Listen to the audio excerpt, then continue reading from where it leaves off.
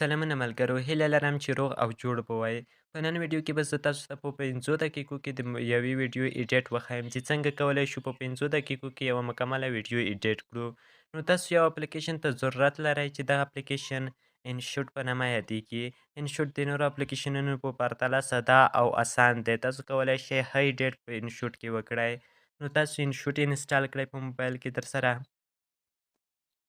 بیا دوستانو که چیرې غواړئ چې ویډیو ایډیټ کړئ ویډیو انتخاب کړئ، که چیرې پاټو غواړئ نو پاټو، همدارنګه د تصویرانو یوځای کول هم راسره کولی شئ پکې.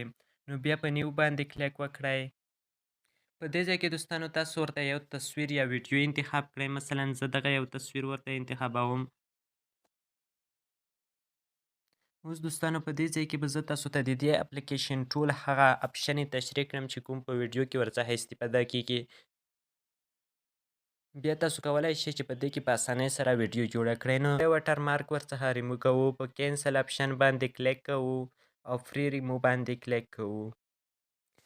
په پلس ایکن سره موږ کولی شو چې یو بل تصویر یا کلیپس ورته اضافي کړو، او کنوایس په واسطه موږ کولی شو چې د دې عکس یا ویډیو سایز برابر کړو. مثلا دلته موږ ته تیار سایزونه راکړل شوي دي، او یا هم که چیرې فیټ باندې کلیک وکړئ نو دا به تاسو ته په خپل اصلي سایز کې ښکاره شي. دوهم اپشن میوزیک دی. نو د دې په واسطه تاسو کولی شئ چې دلته پکې اوازونه یا هم کوم اډیو ورکې داخل کړئ، په دغه ویډیو کې ورڅخه استفاده وکړئ. دوهم افیکټ دی. افیکټ په واسطه تاسو کولی شئ چې ځینې غږونه په دې ویډیو کې ورڅخه استفاده وکړئ، او تاسو کولی شئ چې په دې ویډیو کې له ریکارډ څخه هم استفاده وکړئ. تاسو په ریکارډ اپشن باندې کلیک وکړئ او بیا کومې خبرې چې تاسو غواړئ په ویډیو باندې اپلای کړئ همغه خبرې ورته وکړئ. دوهم سټیکر دی. سټیکر اپشن په واسطه تاسو کولی شئ په دې ویډیو کې له سټیکرو څخه استفاده وکړئ. دریم ټکس دی. په ټکس کې دوستانو تاسو کولی شئ چې دې ځای کې لیکل وکړئ، او هغه که انګلیسي وي یا پښتو وي. مثلا زه ورته لیکم. که چیرې دوستانو تاسو غواړئ چې دغه ټکس ته رنګ بدل کړئ نو بیا د رنګ اپشن باندې کلیک وکړئ. په دې ځای کې دوستانو تاسو دغه ټکس ته رنګ بدلولی شئ، او همدارنګه بارډر په واسطه تاسو کولی شئ چې بارډر رنګ هم ورته بدل کړئ، او ګلو په واسطه تاسو کولی شئ چې دغه لیکلو ته ځلا ورکړئ په دې ډول. او لیبل په واسطه تاسو کولی شئ چې دې لیکلو ته یوه لاندې بیکګراوند ورکړئ یا هم یوه پټۍ ورکړئ. اپسیټي په واسطه تاسو کولی شئ چې د دې لیکلو اندازه یعنې تت کړئ یا هم تیز کړئ. فنډس په واسطه تاسو کولی شئ چې دې لیکلو ته مختلف فنډسونه انتخاب کړئ. مثلا ما دغه فنډس انتخاب کړی. دې کې دوستانو دغه اپشن چې دی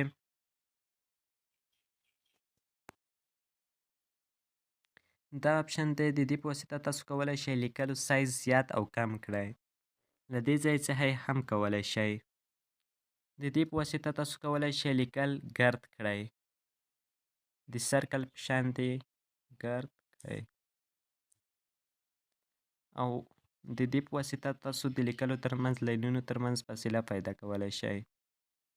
دغه بیا د لیکلو ترمنځ سپیس اضافي کوي،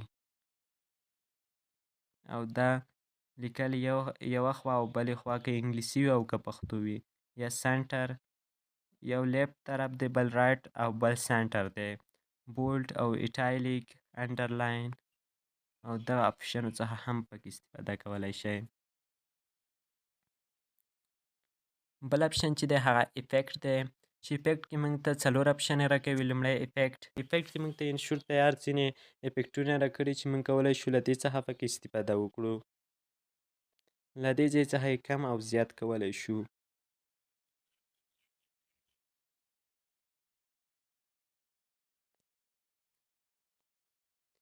بل ای آی افیکټ دی.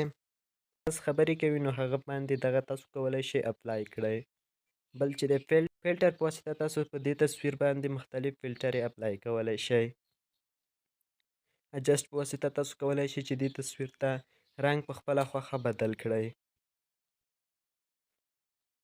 پیپ په واسطه تاسو کولی شئ هم ویډیو راوړئ، مګر د پلس ایکن سره یې فرق دا دی چې هغه فول سکرین ویډیو تاسو ته راوړي. په دې کې تاسو کولی شئ چې په خپله خوښه ویډیو سایز برابر کړئ. اوس تاسو وګورئ هر ځای کې زه کولی شم چې کوچنی هم ښکاره کړم، خو پلس ایکن په واسطه زه نشم کولی چې کوچنی ښکاره کړم. نو دلته بیا هم همغه اپشنې تاسو ته درکوي لکه ایډیټ دی، ډیوریشن دی، ډیلیټ دی او همدارنګه فلټر دی. ډېر نور اپشنې تاسو ته شو کوي. بل ډیوریشن دی. ډیوریشن چې دی دې موده څومره شي تاسو ته دغه ښیي. اوس وګورئ دوستانو د دې 10 سکنډه دی. که چیرې تاسو غواړئ چې دغه کمه کړئ نو تاسو کولی شئ مثلا 15 سکنډه یا هم له دې ځای څخه تاسو کولی شئ چې 15 سکنډه ورته ولیکئ. اوس وګورئ د دې کلیپ موده 15 سکنډه شوه. د سپلیټ په واسطه تاسو کولی شئ چې یو کلیپ دوه ځایه کړئ. مثلا دغه یو کلیپ دی، دغه زه غواړم چې دغه برخه یې ختمه کړم نو سپلیټ څخه استفاده کوم. بل ډیلیټ دی. ډیلیټ په واسطه زه کولی شم یو کلیپ ډیلیټ کړم. او ویلیو په واسطه زه کولی شم چې د دې کلیپ اواز زیات یا کم کړم. نو دغه یو تصویر دی، دغه اواز نه لري نو ځکه یې اپشن آن آف دی. بیکګراوند په واسطه زه کولی شم چې د دې عکس سر ته بیکګراوند وښیم. نو دوستانو د دې عکس سر ته بیکګراوند تاسو وګورئ. ګورئ بلر شو. مثلا یو رنګ ورکوم. په دې ډول زه کولی شم له بیکګراوندونو څخه هم پکې استفاده وکړم.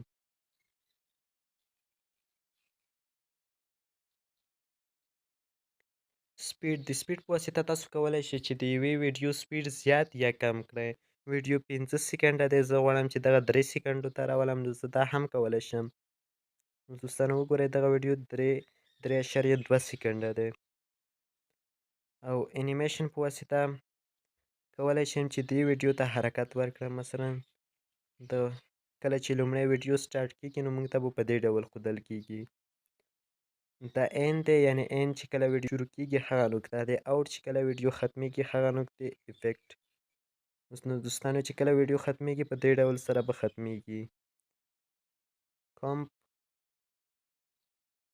دا په ویډیو باندې افیکټ دی. او لوپ په واسطه موږ کولی شو چې په ویډیو باندې دوامداره توګه افیکټ اپلای کړو.